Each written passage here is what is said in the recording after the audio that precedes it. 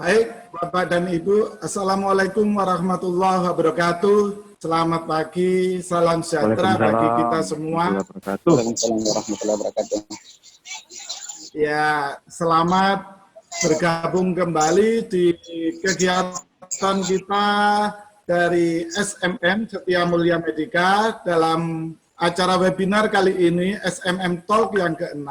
Kita kali ini akan berbicara tentang membangun strategi rumah sakit bertumbuh dan berdaya saing. Dan tentu kita akan menampilkan pembicara-pembicara andalan dari SMM. Yang pertama nanti kita akan berjumpa dengan Dr. Asih Eka Putri, MPPM, MM. Nah, yang kedua kita tentu tidak asing lagi, kita juga akan berbicara atau mendengarkan narasumber kita, Dr. Ediansah, Mars, MM. Baik, Bapak dan Ibu, untuk mempersingkat waktu, sebelumnya mari kita lihat siapa itu SMM. Mbak Kansa? Ya.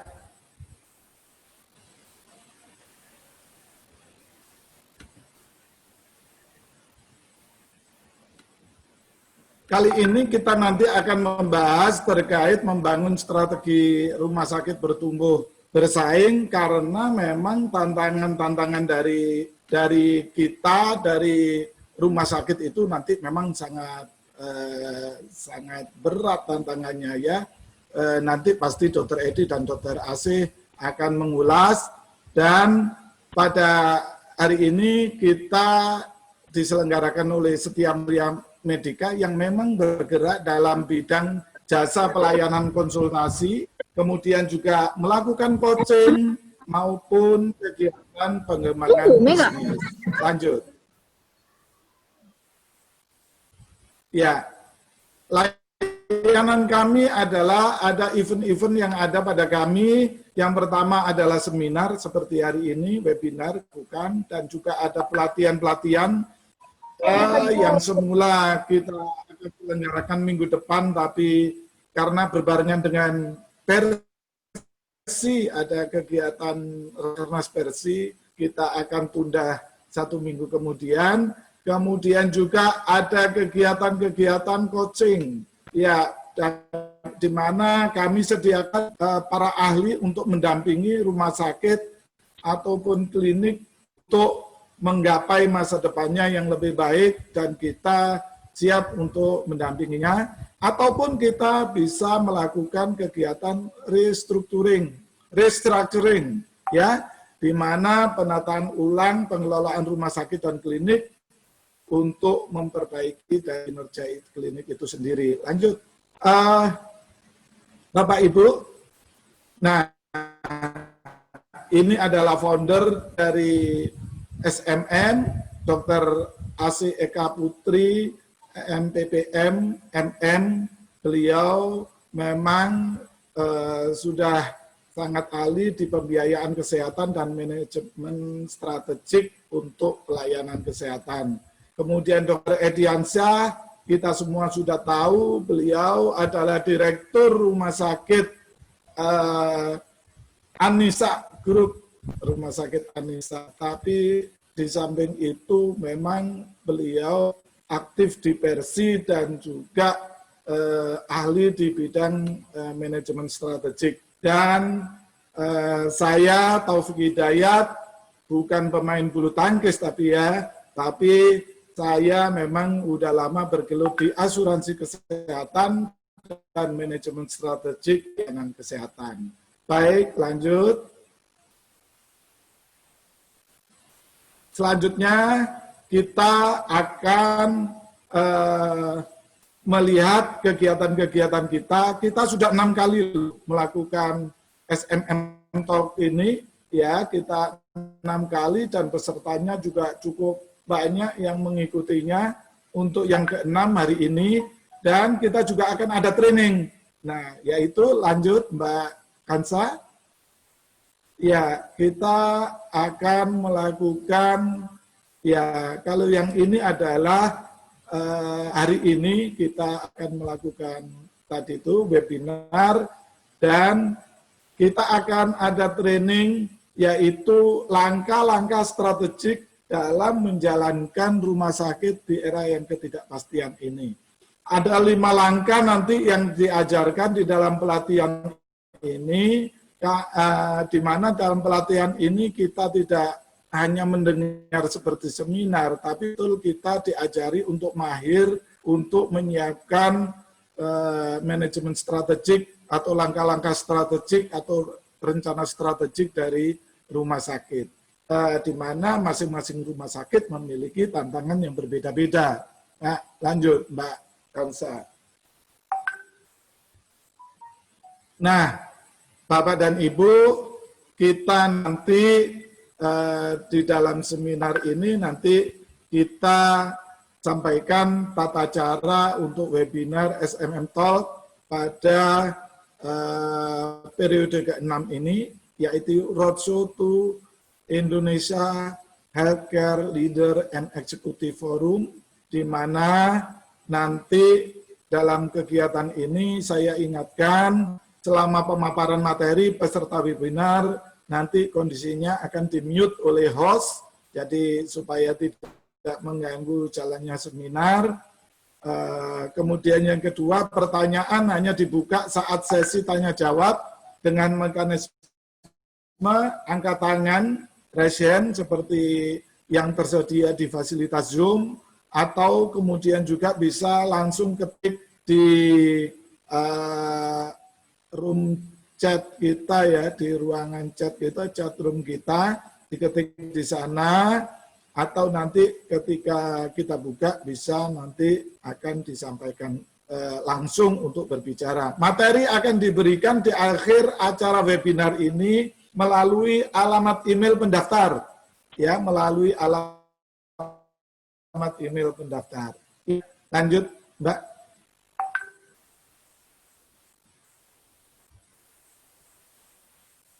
Slide. Ya, Bapak dan Ibu, karena itu pada hari ini kita tampilkan pembicara pertama kita, yaitu Dr. AC. Selamat pagi, Assalamualaikum Dr. AC.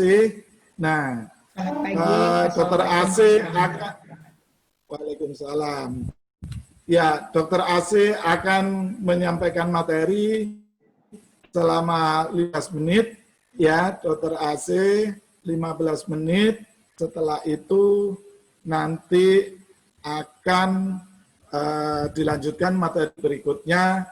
Materi Dr. AC adalah memahami tantangan dan persaingan industri rumah sakit. Diharapkan nanti Dr. AC mampu memberikan gambaran tentang tantangan saat ini. Apakah betul saat ini rumah sakit memiliki tantangan-tantangan yang berat? Tantangan apa aja sih, kan gitu? Apakah tantangan ini dialami oleh sebagian rumah sakit atau seluruh rumah sakit? Rasanya kita ingin segera mendapatkan paparan Dr. AC. Silakan Dr. AC untuk memaparkan materinya. Ya, terima kasih Dr. Taufik. Selamat pagi Bapak dan Ibu. Assalamualaikum warahmatullahi wabarakatuh. Waalaikumsalam warahmatullahi wabarakatuh. Ya, dalam waktu yang singkat ini saya ingin paparkan sedikit ya, overview ya, garis besar mengenai apa sih yang sekarang dihadapi oleh rumah sakit, hasil dari temuan-temuan kita di lapangan, kemudian juga melihat perkembangan yang ada di level kebijakan, dan juga dari literatur yang ada di yang sekarang beredar ya, literatur manajemen rumah sakit juga yang beredar. Dan kemudian bagaimana situasi ini harus kita sikapi oleh para pelaku usaha rumah sakit. Nah, silakan lanjut slide. Ya, di sini kita melihat bahwa tantangan kita dalam menyelenggarakan usaha rumah sakit, menyelenggarakan pelayanan rumah sakit, di sini ada perubahan, ada 3 hal yang besar ya Bapak dan Ibu. Pertama adalah bertransformasi dengan cepat itu ada 3 pendorongnya, yaitu ada perubahan bahwa rumah sakit itu dituntut untuk bisa memberikan nilai-nilai yang berkaitan dengan mutu dan keamanan, dan ini semakin kuat didesak, apalagi di era di Indonesia di era JKN ini kita semakin dituntut untuk memberikan ke arah pelayanan yang berbasiskan nilai, dan juga kebijakan-kebijakan pun mendorong ke arah sana, dan tuntutan masyarakat pun mendorong ke arah sana. Kemudian juga ada pelayanan kesehatan ini masuk ke era megatrend.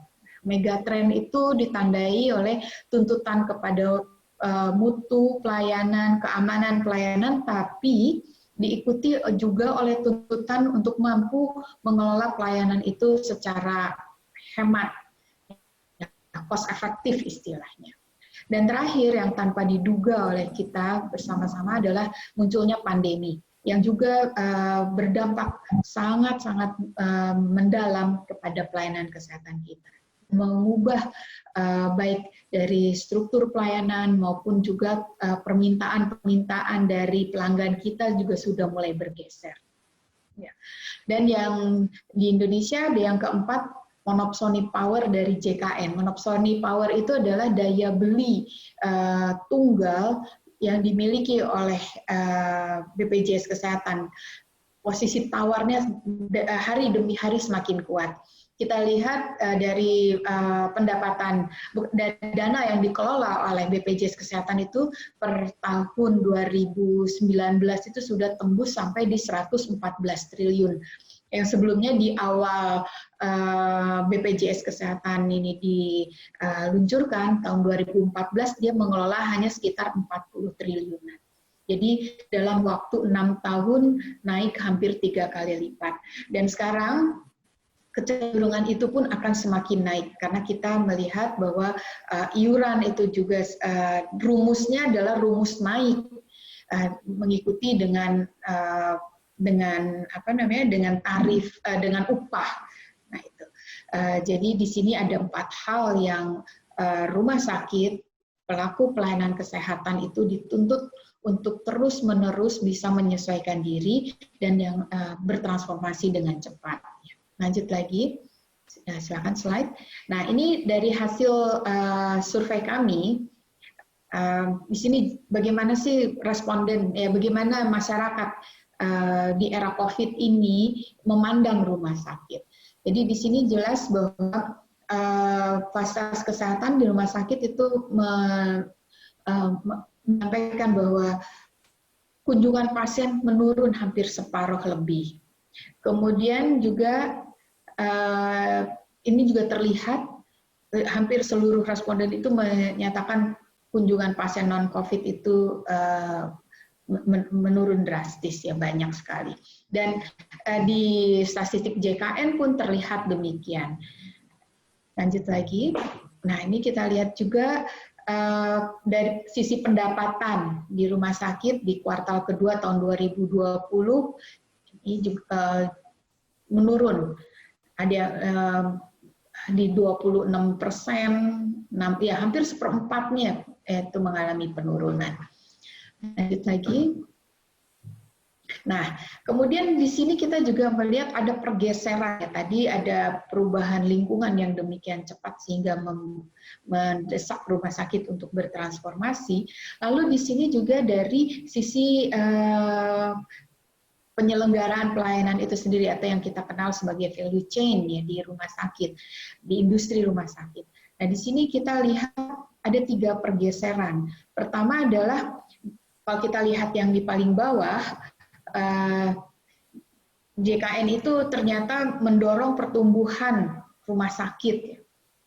Kalau tidak salah tiap minggu itu muncul rumah sakit baru, rumah sakit swasta. Begitu juga dan rumah sakit pemerintah semakin banyak, ya, tempat tidurnya, kapasitasnya juga semakin ditingkatkan. Artinya pelaku-pelaku baru di sektor pelayanan kesehatan rujukan ini semakin ramai Nah, kemudian juga ada paradigma baru kita untuk menyeimbangkan pelayanan kesehatan, distribusi yang maldistribusi, jadi distribusi pelayanan kesehatan itu tidak merata, sekarang ini didorong untuk bisa merata, kemudian pelayanan-pelayanan itu semakin diatur, tuntutan-tuntutan masyarakat itu juga semakin diterjemahkan ke dalam peraturan, ke dalam kebijakan. Nah, ini paradigma yang mungkin sebelum JKN tidak terlalu kentara. Ataupun kalau ada, tapi tidak penegakan kepatuhannya tidak sekuat sekarang. Sebagai contoh misalnya pada saat ini tahun 2019 ya, pada saat BPJS Kesehatan mengalami defisit struktural yang demikian dalam, kemudian dilakukan audit oleh BPKP, di situ ditemukan sekali banyak sekali rumah sakit, hampir 60% rumah sakit itu belum patuh kepada ketentuan akreditasi.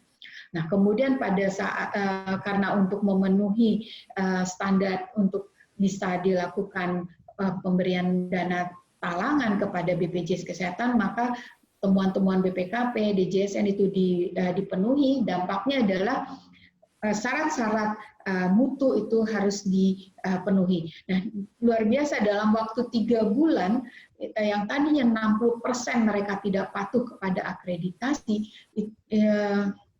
semakin banyak. Ya, lebih dari 80% mereka yang tidak terakreditasi itu berbondong-bondong melakukan mendaftarkan diri untuk diakreditasi. Di sini menunjukkan fenomena bahwa daya beli, daya tawar JKN, BPJS Kesehatan itu mampu menggerakkan kepatuhan terhadap regulasi. Ini paradigma yang semakin menguat mulai tahun 2019 ke atas. Kemudian juga karena kita berhadapan dengan metode pembayaran yang baru, yang berbeda dengan pembayaran tunai. Dulu pelayanan kita berikan, lalu mendapatkan uang, tapi sekarang pembayaran itu dalam bentuk paket, kemudian dibayarkan dalam bentuk klaim. Maka ada syarat-syarat dan ada tuntutan-tuntutan untuk lebih cost efektif. Maka di sini mutu hasil pelayanan dikaitkan dengan kemampuan kita untuk mengelola keuangan. Artinya keunggulan operasional di rumah sakit menjadi salah satu kunci keberhasilan rumah sakit untuk menjalankan pelayanan, menjalankan usahanya di era yang seperti sekarang. Kemudian ditambah lagi, belum selesai kita beradaptasi belajar dengan JKN, kita ditambah lagi dengan adanya COVID yang sekarang. Ya, nah ini pergeseran yang demikian cepat terjadi di pelayanan kesehatan di Indonesia dan di era pandemi. Kalau di negara lain proses JKN itu sudah selesai di tahun 2000-an, 2000 itu sudah selesai. Thailand itu sudah selesai di tahun 2000, Malaysia lebih awal lagi. Filipina juga sudah. Nah, Indonesia karena terlambat JKN, maka kita mulai 2014 perubahan-perubahan itu terasa sangat cepat ya, karena kita mengejar ketertinggalan. Proses belajar kita belum selesai, tambah lagi ada tantangan baru yaitu COVID, adanya pandemi. Lanjut lagi, silakan slide. Nah, kemudian juga Bapak dan Ibu mungkin sudah ada yang pernah membaca atau mendengar Perpres 64 tahun 2020. Di sini kata kuncinya adalah mengubah dari volume ke value. Nah, di sini ada 3 hal besar yang sedang dipersiapkan untuk mulai ditransisikan di tahun 2021 sampai 2022, yaitu berawal dari itu tadi mengatasi ketidakcukupan dana JKN dan tuntutan yang semakin kuat. Maka dimulai dengan penyesuaian iuran JKN yang naiknya cukup signifikan ya, naiknya. Di dalamnya bukan hanya nominal tapi strukturnya pun diperbaiki. Nah, dengan demikian apa yang perjanjian yang diberikan oleh pemerintah kepada publik karena ada penyesuaian iuran tadi adalah mutu. Jadi dengan adanya iuran yang naik tadi, maka pemerintah memperjanjikan perbaikan mutu kepada masyarakat. Nah, di sini kenaikan iuran ini sudah diuji materi sampai dengan 4 kali.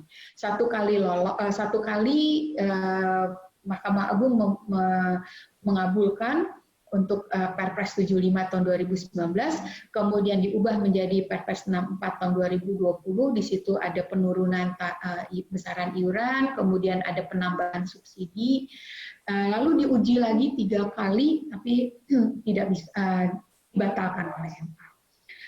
Nah, kemudian di sini perubahan iuran tadi akan diikuti dengan penyesuaian manfaat. Nah, ini ada yang sedang digodok adalah penyesuaian manfaat JKN berdasarkan kebutuhan dasar kesehatan. Di sini ada kriteria-kriteria untuk menata kembali manfaat. Kemudian yang terakhir adalah ini trias restrukturisasi JKN di level pelayanan, setelah iuran, kemudian ada manfaat, kemudian kelas rawat inap.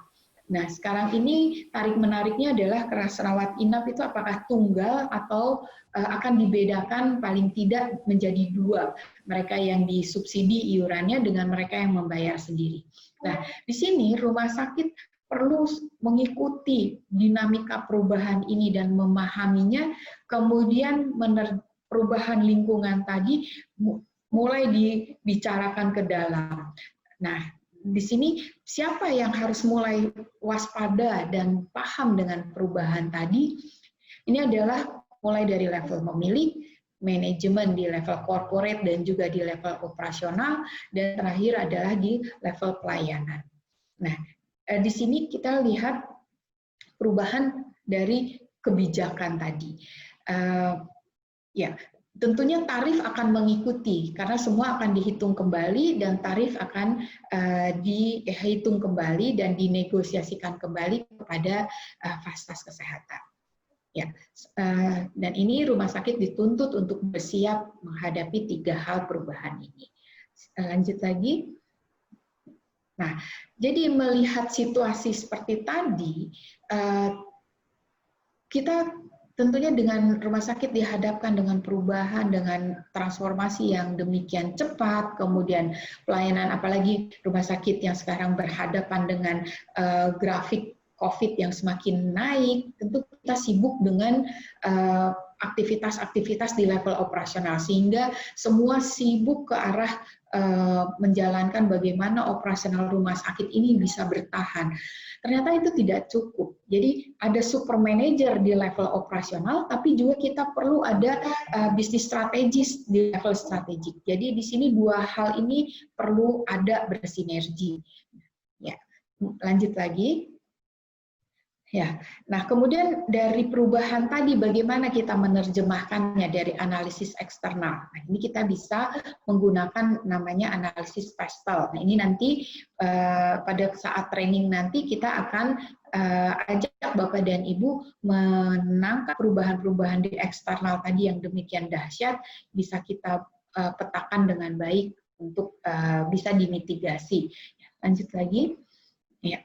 Nah, ini dia lingkungan eksternalnya, baik itu di dalam lingkungan eksternal yang besar, namanya makro, kemudian ada di lingkungan industri, di lingkungan rumah sakit itu sendiri, di dalamnya, nah itu kita jadi makro, meso, dan mikro level. Nah, ini kita perlu pahami. Apakah Bapak dan Ibu selama ini sudah melihat hal ini secara utuh? Kalau belum, nanti kita akan ajak Bapak dan Ibu untuk melihatnya pada kesempatan nanti. Ya, silakan. Lanjut lagi. Nah, kemudian di sini juga kita perlu dari ini PESTEL tadi untuk melihat peluang usaha, mengidentifikasi yang di luar tadi, ancaman, peluang, karena tidak selamanya ancaman itu hanya memberikan krisis, tapi kita juga bisa atau bahkan perlu untuk kita mengidentifikasi peluang-peluang yang ada. Kemudian membawa ke dalam, nah di dalam ini keunggulan kita apa, kekuatan kita apa, kelemahan kita apa yang harus kita selesaikan. Jadi gap Itu yang perlu kita identifikasi. Lanjut lagi. Nah, di sini juga karena pasar juga tumbuh, tadi seperti kita lihat dengan adanya JKN, para pemilik dana itu tergiur ya untuk masuk ke bisnis rumah sakit. Nah, ini juga perlu kita lihat bahwa kita sekarang ini tidak lagi sendiri atau jadi pemain utama di wilayah kita. Mungkin dalam 1 tahun, 2 tahun, pelayanan kesehatan di wilayah kita sudah menjadi merah ya, red ocean, isinya hiu. Nah, itu. Atau kita masih biru, atau sudah kuning. Nah, itu juga perlu Bapak dan Ibu mulai melihat. Nah, kita juga ya Bapak dan Ibu di manajemen juga perlu melihat apakah SDM-nya sudah mulai diincar oleh tetangga kita. Nah, bagaimana Bapak dan Ibu bisa meretensi talent-talent yang Bapak miliki, Bapak Ibu miliki, bagaimana sistem manajemen SDM-nya akan dibangun, talent manajemennya, keterlekatannya dibangun. Nah, itu. Jadi di sini dengan kita mengenali ini, Bapak dan Ibu bisa mewaspadai dan bisa membuat strategi-strategi dan rencana aksi yang tepat, ya, yang efektif dan efisien. Ya, lanjut lagi. Nah, di sini setelah kita melihat, makanya kita akan tahu kita ini ada di mana, pangsa pasar kita seperti apa, sehingga pada saat pihak operasional, manajemen, dan pemilik itu bisa bersinergi sama-sama memantau hal tersebut. Lanjut lagi. Nah, kemudian di sini kita akan melihat bagaimana industri kesehatan di mana kita berada, pemasok kita seperti apa, dokter-dokter kita siap atau tidak, tenaga medis kita perawat kita bagaimana, klien kita berpindahkah atau semakin loyalkah, kemudian dari pihak pengusaha-pengusaha baru, rumah sakit baru, atau bahkan ada sekarang ini ada telemedicine, pelayanan mana yang akan berpindah. Nah, itu kita perlu waspadai dan kita petakan. Nah, dan kita kenali dan lalu mitigasi dan kita buat programnya. Lanjut lagi. Nah, ini kalau Bapak dan Ibu sudah bisa melihat tadi dari faktor lingkungan, eksternal, kemudian kekuatan di internal seperti apa. Nah, di sini kita bisa melihat dari market profitability kita, peluang kita ada di mana ini, kekuatan kita, apakah kekuatan kita ini misalnya kita mampu mempertahankan tenaga dokter dan perawat kita sehingga kita punya daya saing yang kuat, walaupun tetangga semakin tumbuh, tapi kita punya loyalitas, tenaga-tenaga kita punya loyalitas yang kuat, keterlekatan yang kuat. Nah, itu kita bisa lihat kekuatan kita di mana, kelemahan kita di mana. Dengan menggunakan cermin seperti ini. Ini akan memudahkan kita untuk bicara dengan pemilik dan juga dengan corporate. Dan juga dengan manajemen. Ya, 3 pihak tadi, 3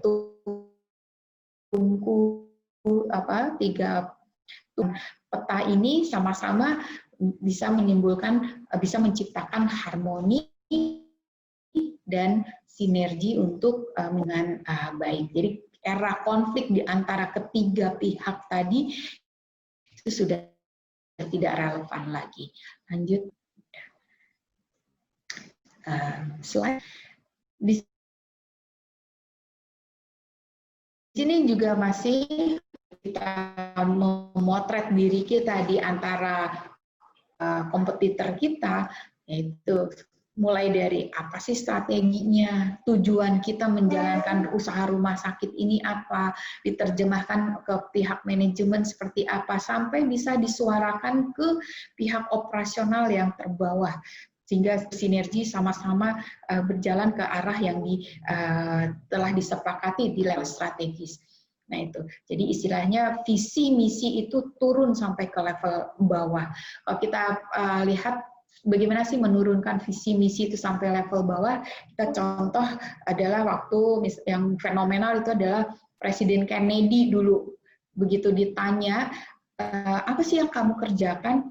Saya sedang menyiapkan orang pertama turun ke bulan. Jadi satu negara itu visi misinya adalah menempatkan orang pertama di dunia ke bulan.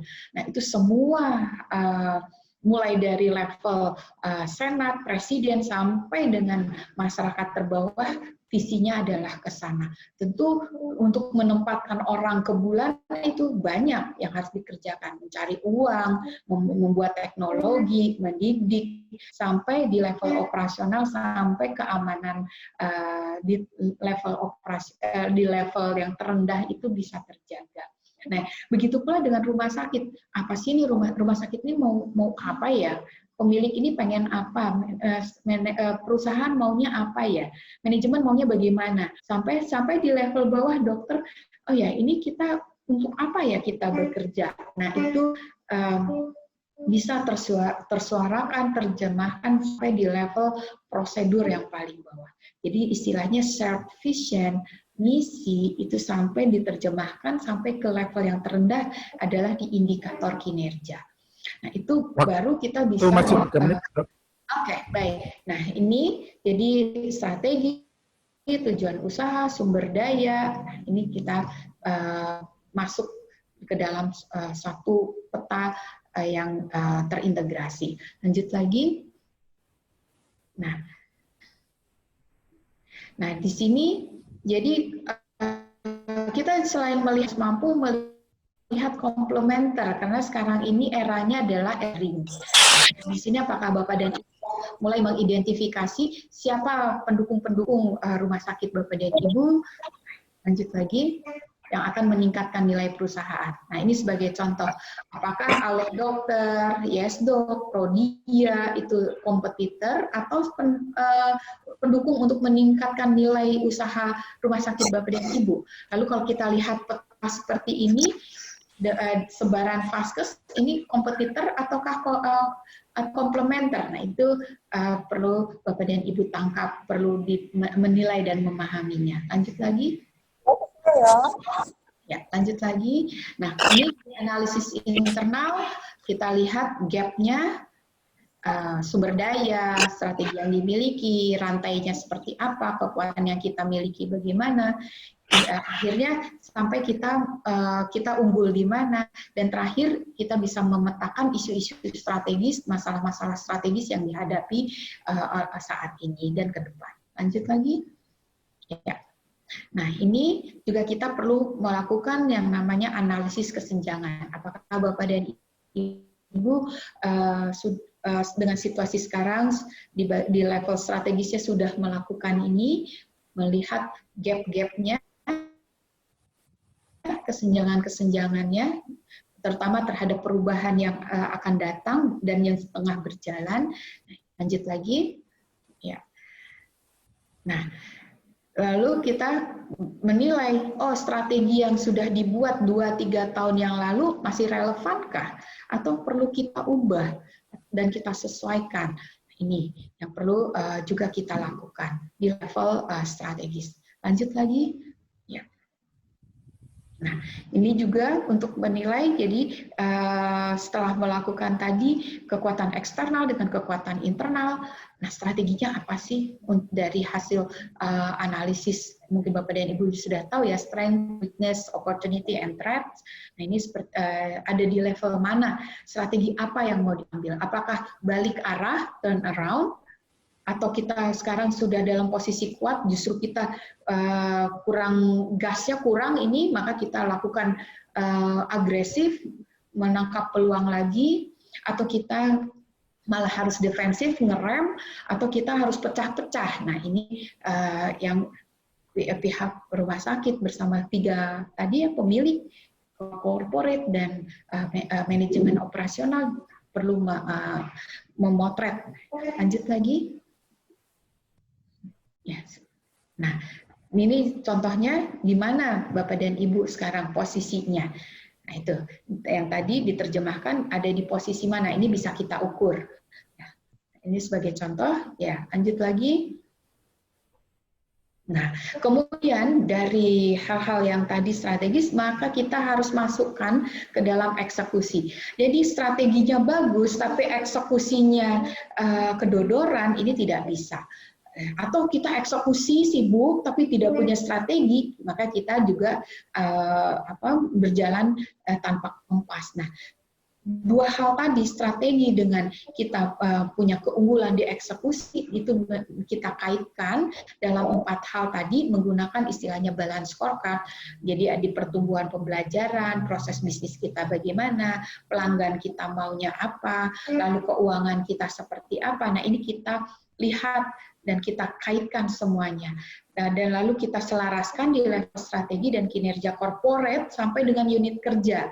Lalu kita eksekusi, kita kenali risiko, dan lalu kita mitigasi. Nah, ini hal-hal yang mungkin sebagian besar rumah sakit yang besar-besar, yang bergrup mungkin sudah melakukan ini. Tapi untuk rumah sakit yang menengah atau juga rumah sakit yang kecil, mungkin ada yang baru melihat proses penyusunan strategi dan mengeksekusi strategi tadi. Jadi kalau kita cuplik ya Kaplan dan Norton bahwa ya siapa sih yang unggul dalam usaha, yaitu badan usaha atau organisasi yang memiliki sistem manajemen strategi. Dengan sistem manajemen strategi itu memiliki kinerja yang lebih baik karena dia punya kompas dan dia juga punya dan dia tahu kekuatan keunggulannya dalam mengeksekusi. Demikian. Ada lagi, lanjut silakan. Ini terakhir ya. Nah, jadi Bapak dan Ibu sebagai penutup, situasi berubah sangat cepat.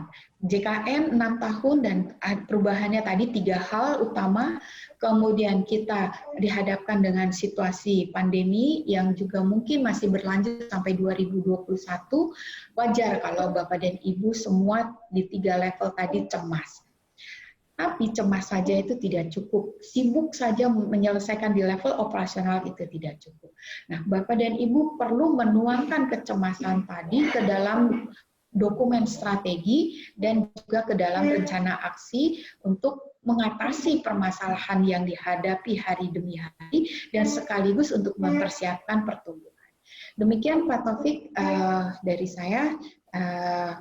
Selamat siang, terima kasih. Wassalamualaikum warahmatullahi wabarakatuh. Waalaikumsalam warahmatullahi wabarakatuh. Makasih Dr. Asih. Wah, ternyata di balik pandemi ternyata banyak peluang ya, banyak dana yang bisa digali oleh rumah sakit ya. Jadi BPJS dananya yang cukup besar, kemudian ada megatrend yang begitunya, jadi rasa berkolaborasi ini menjadi penting. Dan Bu Dr. Asih tadi bilang bahwa kalau itu hanya dilihat saja tidak akan bisa selesai, tapi segera disusun untuk bagaimana strategi untuk mencapainya. Nah, itu tadi yang disampaikan Dr. Asih. Untuk selanjutnya Bapak dan Ibu, kita akan mendengarkan paparan pengalaman dari Dr. Edi terkait dengan apa yang sudah tadi yang Dr. Asih sampaikan tadi, bagaimana sih membangun rumah sakit ini bisa bertumbuh dan berdaya saing. Barangkali kita kenal Dr. Edi ini bidan dari Rumah Sakit Anissa yang dari satu rumah sakit yang akan kolaps, tapi kemudian sekarang bisa menjadi 6 rumah sakit ya yang cukup ternama di daerah Tangerang. Dan pengalaman beliau bisa ini di-share ke teman-teman yang rumah sakit yang ada di daerah.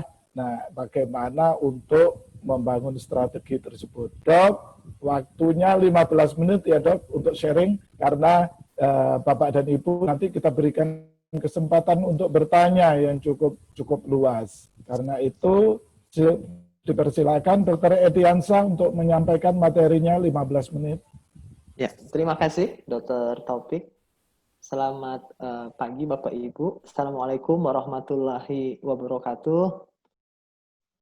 Izin saya share screen. Maaf, saya masih kurang enak badan, tapi tidak apa-apa, cepat aja kita untuk berbagi. Kalau Bu Asih sudah memberikan overview yang sangat lengkap tadi, ya saya akan lebih banyak ke aspek aplikasinya, Bapak Ibu. Yang pertama, ya kan, selalu saya tampilkan slide ini, kita dari comfort zone, ada pandemi, kita menjadi panik, kita belajar Bapak Ibu. Sudah cukup lama kita belajar, sudah 6 bulan. Dari Maret sampai Agustus. Nah, saatnya sekarang kita geser ke growth zone, kalau bisa Bapak Ibu. Makanya judul kita itu adalah strategi bertumbuh. Strategi bertumbuh. Banyak yang bilang ke saya, Dokter Edi, boro-boro tumbuh. Bertahan aja sulit ini. Gitu ya. Nah, tapi memang harus begitu, kita harus terus maju Bapak Ibu. Nanti saya tunjukkan data yang dimiliki oleh Rumah Sakit Anisa. Untuk bisa strategi bertumbuh, seperti yang sudah dijelaskan oleh Bu Asih dengan sangat baik tadi, ya kita harus punya strategi map yang baik Bapak Ibu, yang rapi. Analisa lingkungan harus kita lakukan, ya kan? Bisa dengan PES, bisa dengan pastel, tapi saya tambahkan 2 yang sangat spesifik untuk rumah sakit yang saya kasih warna merah, yaitu customer dan supplier, Bapak Ibu. Customer kita adalah pasien dan BPJS sebabnya itu sangat mempengaruhi dinamika lingkungan eksternal. Itu menjadi opportunity atau ancaman kalau perubahan-perubahan seperti itu yang diambil oleh BPJS. Nah, untuk aspek internal, ya kan, kita lakukan audit, banyak hal yang saya temukan di lapangan itu problemnya banyak di finansial dan di manajerial. Ini persoalan rumah sakit kecil dan menengah, banyaknya di managerial talent dan di financial resources, ya, masalahnya di situ. Nah, setelah kita tahu itu, maka kita harus menentukan strategi bisnis kita apa. Setelah itu, barulah turun ke fungsional strateginya, menyangkut operation, finance, marketing, human resources, dan IT. Ya kan? Ada 5. Nah, masalah terbanyak rumah sakit itu adalah di atasnya bermasalah, bisnis strateginya sekedar dipilih, tapi tidak turun ke fungsional strategi. Jadi operation, finance, marketing, human resources, dan IT-nya tidak nyambung dengan bisnis strategi. Coba kita lihat lebih detail analisa SWOT-nya. Weakness terbanyak di rumah sakit itu adalah resistant to change, lack of financial resources, incompetent management, weak leadership. Ini masalah klasik di rumah sakit di Indonesia yang banyak kita temui. Padahal di sisi lain ada opportunity loh Bapak Ibu, yaitu BPJS spending growth-nya yang terus meningkat. Lebih dari 100 triliun. Masa kita di negara sendiri hanya ingin jadi penonton? Ya kan? Lebih dari 120-130 triliun mungkin spendingnya BPJS setahunnya. Sayang ya kalau kita nggak bisa ambil. Ancaman memang ada sejak pandemi ini, yaitu ekonomi yang melemah. Ya kan? Resesi mungkin akan kita alami kalau trimester ketiga ini kita GDP-nya tumbuhnya negatif. Nah, ini harus kita antisipasi. Giliran saya tanya apa kekuatan sebuah rumah sakit, nah banyak yang nggak bisa jawab. Nggak ada dok kami kuatnya gitu. Padahal daftar-daftarnya udah kita pandu sebenarnya. Selalu banyaknya lemah, opportunity ada, ya kan, tapi nggak bisa kita optimalkan. Nah, kalau analisa ini yang sederhana ini kita tajam, Bapak Ibu, ya kan, itu akan sangat bermanfaat. Lalu kita pilih strateginya. Nah, selama ini di dalam seminar-seminar atau materi-materi yang saya berikan, saya banyak bicara strateginya Porter. Yang kanan itu ada, kita tinggal pilih mau diferensiasi strateginya, kita unik, ya kan? Atau mau overall cost leadership seperti Rumah Sakit Anisa, atau mau fokus. Ya kan? Nah, sebenarnya ada satu pilihan strategi lagi yang cukup banyak juga dipakai di dunia, yaitu dari Miles dan Snow, ya kan? Ada yang disebut dengan prospektor, ya kan? Nah, dia itu biasanya cepat sekali mengambil opportunity yang muncul. Ada yang bersifat reaktor, dia ya udahlah, biar aja seperti ini status quo gitu. Ada yang depender, ya kan? Terus bertahan, mengurangin operating cost, terus mengurangin operating cost, ya kan? Lama-lama ya mati juga itu karena terus berhemat. Dan ada yang analyzer, ya kan? Jadi dia lihat kemana prospektor bergerak, dia menangkap lebih cepat dari prospektornya. Nah, ini pilihan-pilihan.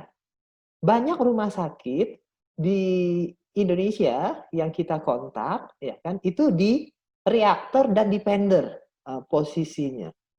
Ya kan? Padahal kalau kita melihat opportunity yang ada, ya kan, berani sedikit bergerak ke prospektor, itu bagus sekali. Kalau Anissa misalnya, rumah sakit Anissa kita ambil contoh sebagai prospektor, tinggal yang lain ngikut di analyzer aja bagaimana membuat menjadi lebih baik sehingga lompatannya bisa menjadi lebih tinggi. Jadi ini pilihan-pilihan strategi, ini bukan tiba-tiba muncul, tetapi hasil output dari SWOT analisis tadi. Kalau kita memang banyak kelemahannya, ya nggak mungkin kita prospektor. Itu tadi, kenapa kita banyak reaktor, depender, itu karena memang kelemahannya lebih banyak daripada kekuatannya, kebanyakan dari rumah sakit kita. Nah, setelah strategi kita pilih, kita harus membangun keunggulan bersaing. Bagaimana supaya kita menang bersaing dibandingkan rumah sakit yang lain. Saya menyarankan yaitu competitive advantage yang didasari dengan akumulasi of resources. Jadi keunggulan di sumber daya. Ada keunggulan bersaing karena memilih market yang tepat. Itu keunggulan bersaing yang didesain dari peluang di luar. Nah, kalau yang saya tawarkan ini adalah keunggulan bersaing berdasarkan kekuatan dari dalam, yaitu dari resources kita yang valuable, rare, hard to imitate, dan non-substitute. Jadi resources kita nggak boleh resources yang biasa-biasa saja, tapi resources yang valuable, rare, hard to imitate, dan non-substitute. Kalau resources kita seperti itu, maka kita akan unggul, Bapak Ibu. Ini contoh di bawah itu ada 6 competitive advantage yang dikembangkan oleh Rumah Sakit Anissa menghadapi 2020-2021. Nah, inilah persoalan terbesar pada saat kita menyusun strategi. SWOT sudah dilakukan, strategi sudah dipilih.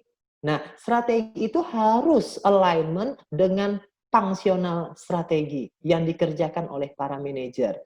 Ada 5 saya highlight di sini, operation-nya, marketing-nya, finance, human resources, dan IT. Misalnya marketing, bagaimana strategi yang di atas dia terjemahkan, ya kan, dalam mendesain value proposisi misalnya.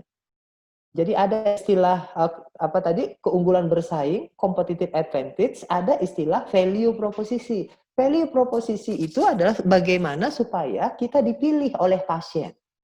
Kalau competitive advantage, keunggulan bersaing dibandingkan kompetitor.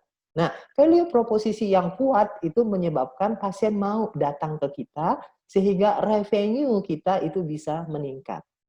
Marketing fokusnya di 2 hal ini, walaupun banyak hal-hal yang lain.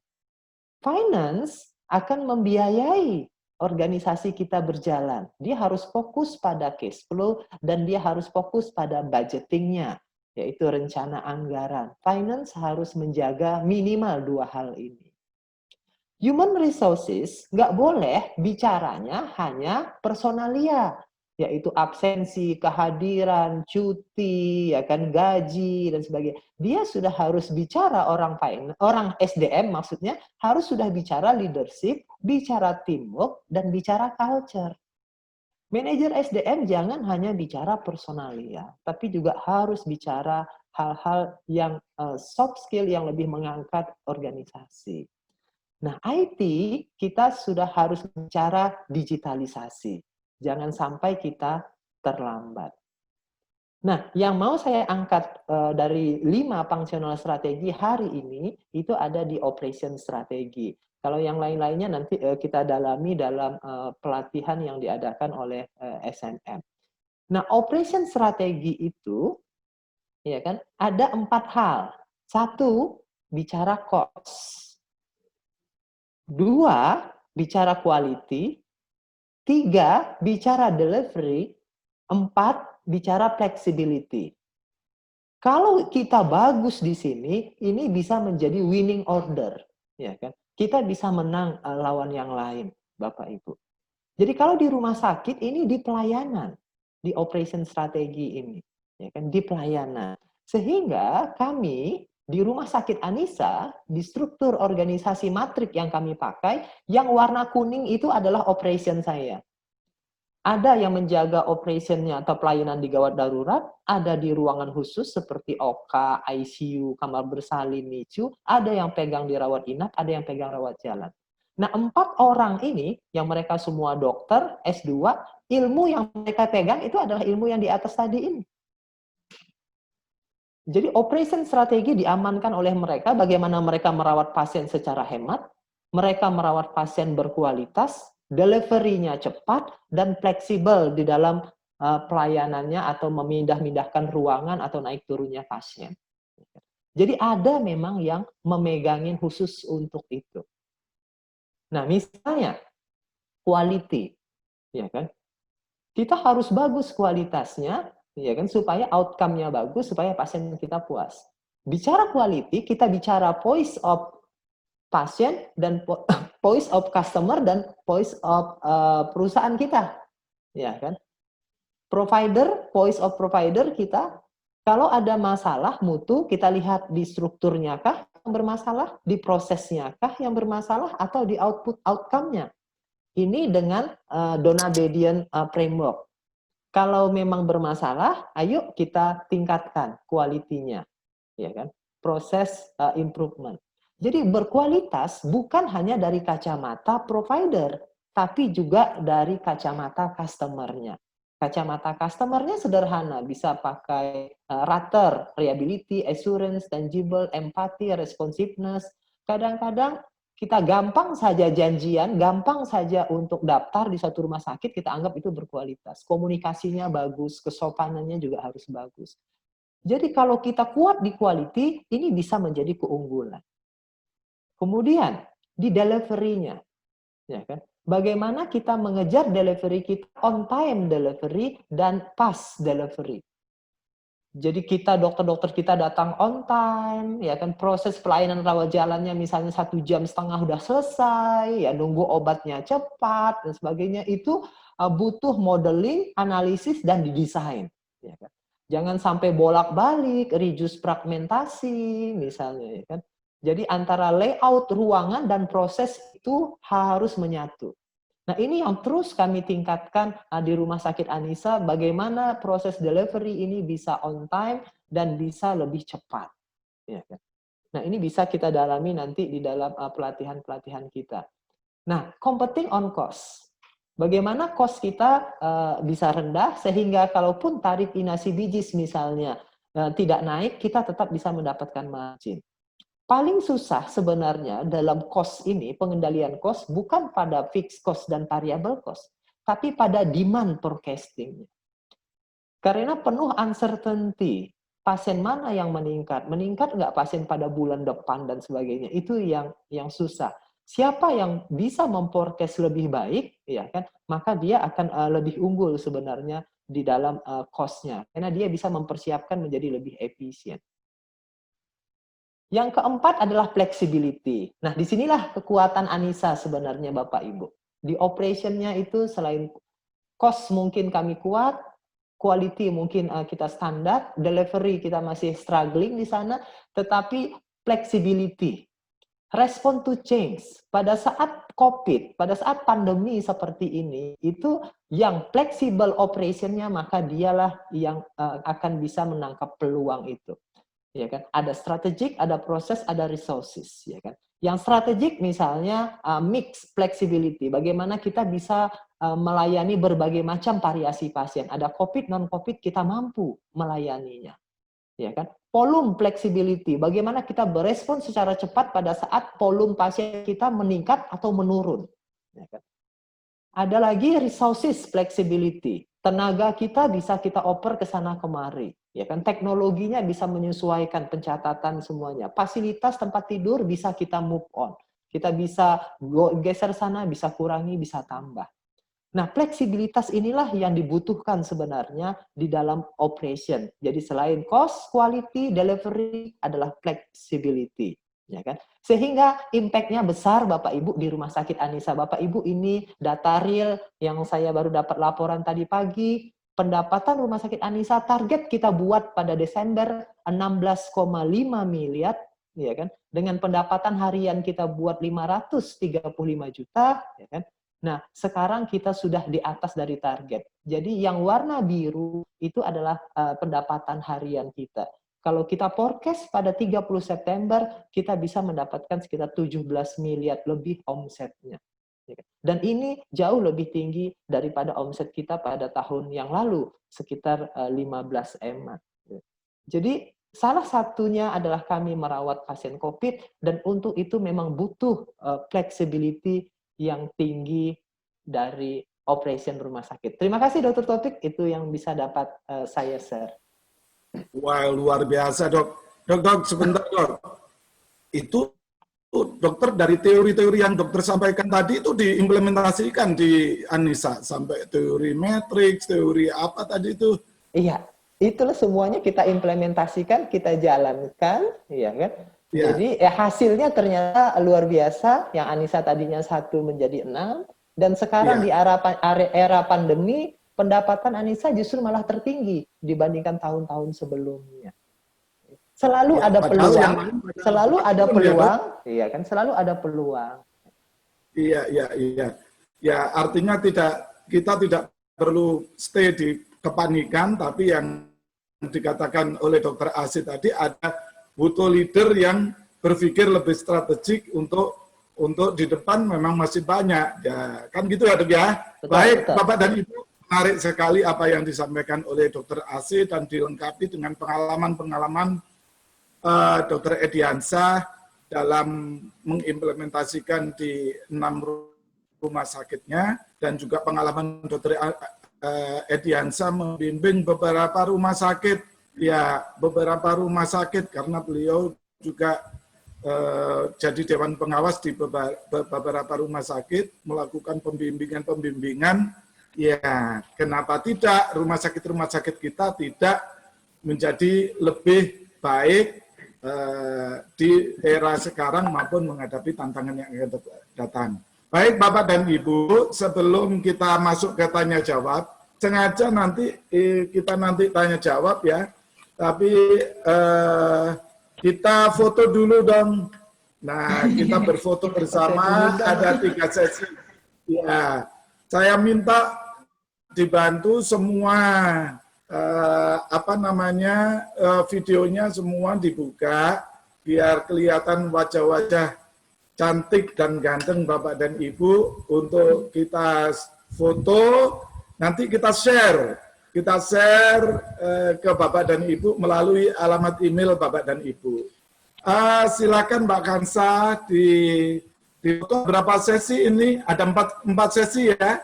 Ada 4 sesi karena yang ikut cukup banyak. Jadi kita mulai Mbak Kansa. Kita hitung ya, senyum semua. 1, 2, 3, cheese. Iya, ini sesi pertama. Kita masuk ke sesi 2. Kita nggak tahu kita masuk sesi pertama, kedua, atau ketiga. Karena itu terus semua ikut senyum. 1, 2, 3, cheese. Iya, terima kasih. Kemudian kita sesi ketiga. Sesi ketiga. Mbak Kansa, disiapkan kamera.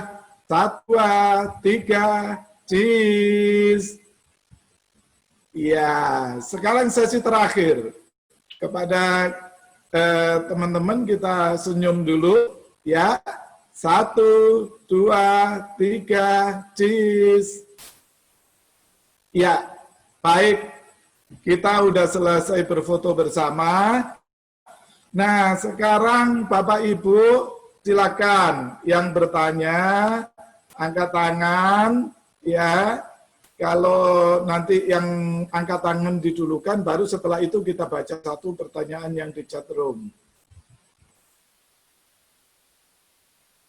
Ada yang ada yang terlihat angkat tangan?